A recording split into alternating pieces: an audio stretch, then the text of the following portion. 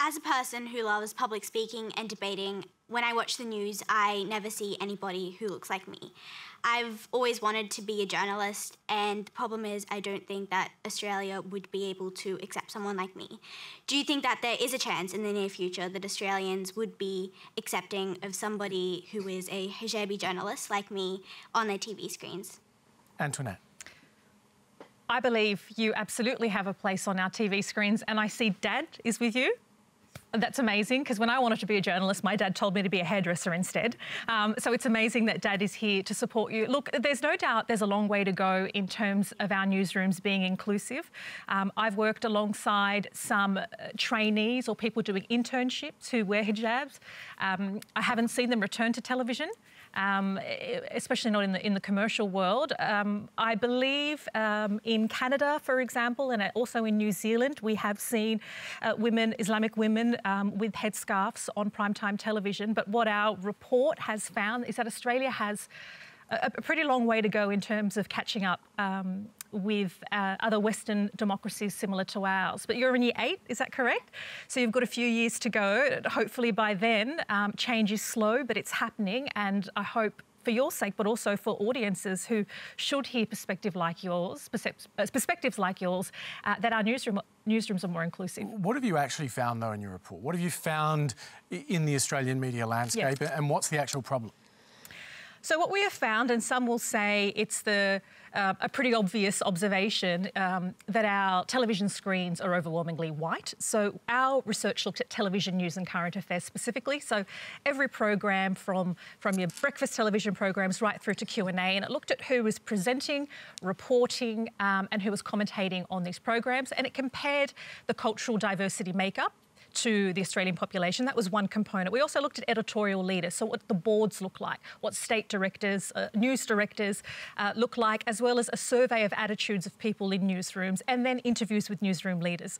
So what it found on our screens, around 75% are of an Anglo background, and when it comes to Indigenous and diverse Australians, less than 6%, even though we amount to about, so non-European, we amount to about 25% of the population, so hugely underrepresented at kind of the face value of when you switch on your television. But the management was even more monolithic across all of the networks. So 100% of news directors in Australia are Anglo-male, national news directors. But what does this do to the way Australia is reflected back to itself?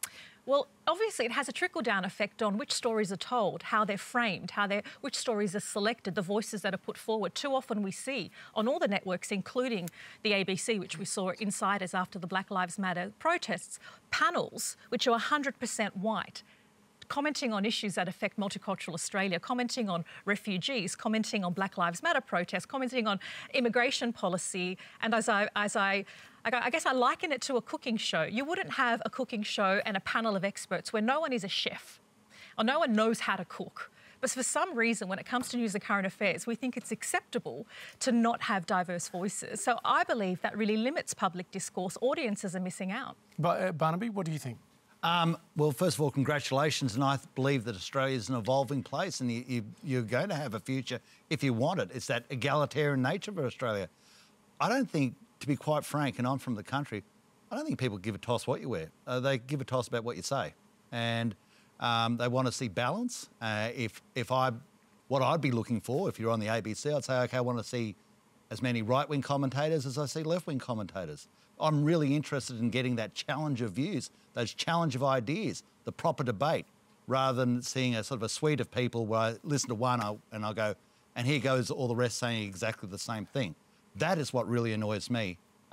What you wear and what your colour is completely irrelevant. I'm red, but how many of those do we have on television? Look, Barnaby, I'd agree with you, and I'd argue that more diversity would lead to more diversity of opinions, like just amongst our members. So we've got a national committee, a Victorian committee, a Queensland committee. We've got a real diversity of opinion. And we have a lot of conservative views, a lot of religious views. And what I found, particularly in light of sort of the same-sex marriage plebiscite and the discussion that was had, to me, it was no surprise that the two LGAs in Australia with the highest no vote were South-Western Sydney and Western Sydney. But that's where I grew up. They were the conversations I was having with relatives who were incredibly religious, who were incredibly close to their cultures. And they don't want to be belittled by their views. They don't want to be able to go on and say, well, now I have to completely comply with the views of the zeitgeist. Yep. They want to feel that I'm entitled to these views, I'm allowed to express these views, and especially on things like a public broadcaster. Absolutely. It's very important. On a private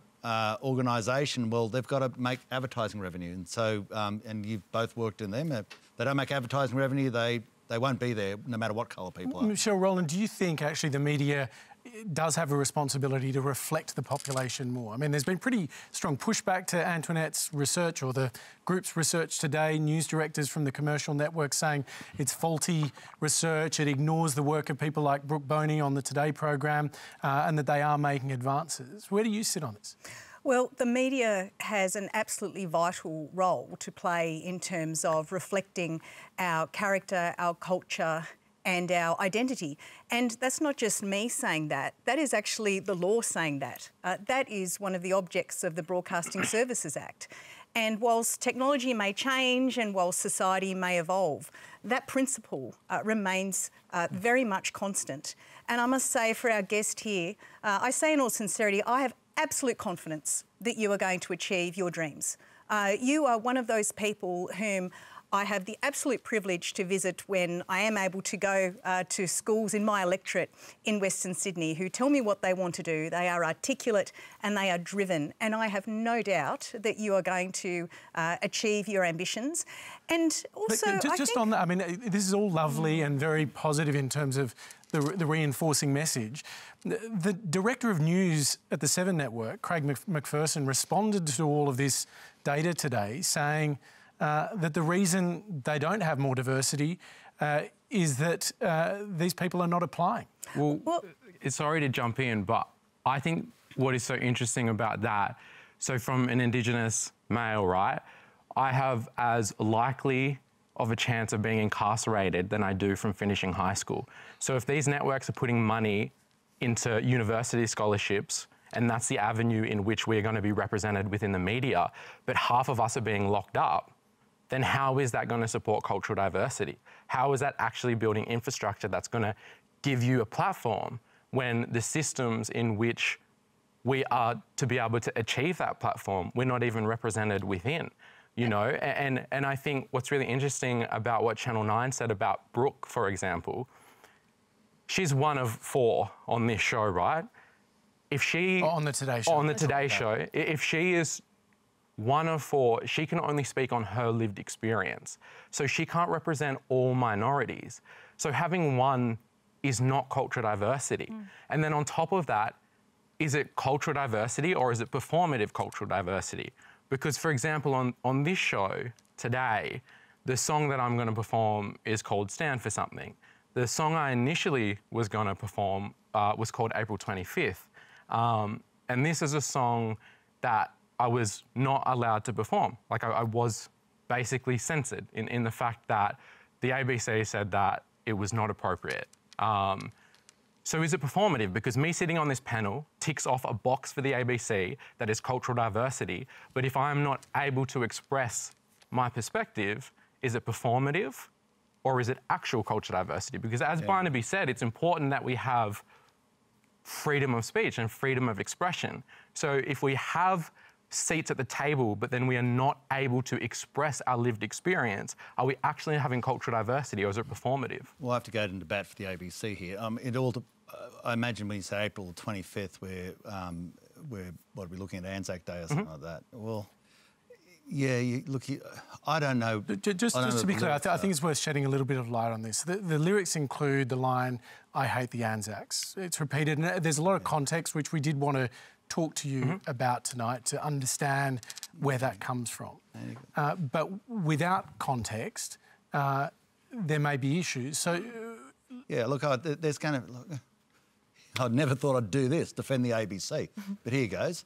You've got to be careful what you say. I mean, you go to a point where you insult people. What about, I could talk Indigenous people where I grew up, you know, when I was out St George, Lenny Waters, and there are so many Indigenous people who are part of the RSL movement, and what are you saying to them? You know, how does that work? What do you say to all the people who are the members of Norforce? What are you saying to them? You don't respect their I think it's worth letting Ziggy explain what he was saying and what the lyrics do refer to. So my song April 25th comes from an academic theory, which is the black armband view of history. So the whole point of the song April 25th, and this was the issue that I had with the censorship, is that in this song, I say, I hate black culture, I say, I hope black people die, I say, I hope that we tear down Indigenous culture. I say that about 20 times, right? And the whole reason of comparing Indigenous Australia and April 25th is the fact that, so I myself have gone to Belgium when I was 17. I went to the Scots College for my last 3 years on academic scholarship. And Dr. Aspinall is the principal and the founder of the Scots College, right? And his son, Robert Aspinall, died in service in World War I. So I had the privilege to go there, right, and celebrate and understand the sacrifice that people have laid down for this country. So the whole point of a song about April 25th is saying that I've seen this country recognise the sacrifices that have been made so that we could all sit here today. So if I've seen us be able to do that for our non-Indigenous people and our Indigenous people, like you said, who fought in these wars in 1945, that the ABC is commemorating 75 years since the end of World War II. Yet in 1945, Indigenous Australians weren't even classed as citizens. My father was born before 67, so my father wasn't even classed as a citizen when he was born. So the whole point of a song about April 25th, and as soon as I say, after I say I hate the Anzacs, I say, how wrong is that? How wrong is that? We pick and choose our history, we rearrange the facts. We fought for a country that didn't see us as humans. We weren't seen as humans in our own country. So the reason why I wanted to talk about this and in my art is that I want to celebrate the Anzacs, and I do celebrate the Anzacs. I've gone to the other side of the world on Anzac Day to celebrate what our people have laid down for us. So if we've done that, we can't just pick parts of our history that we want to recognise and bury the others. If in World War II we fought against genocide, yet we don't recognise the genocide in our own country, that's a double standard. So the whole reason why the song says, I hate the Anzacs, is to demonstrate that how outrageous is that?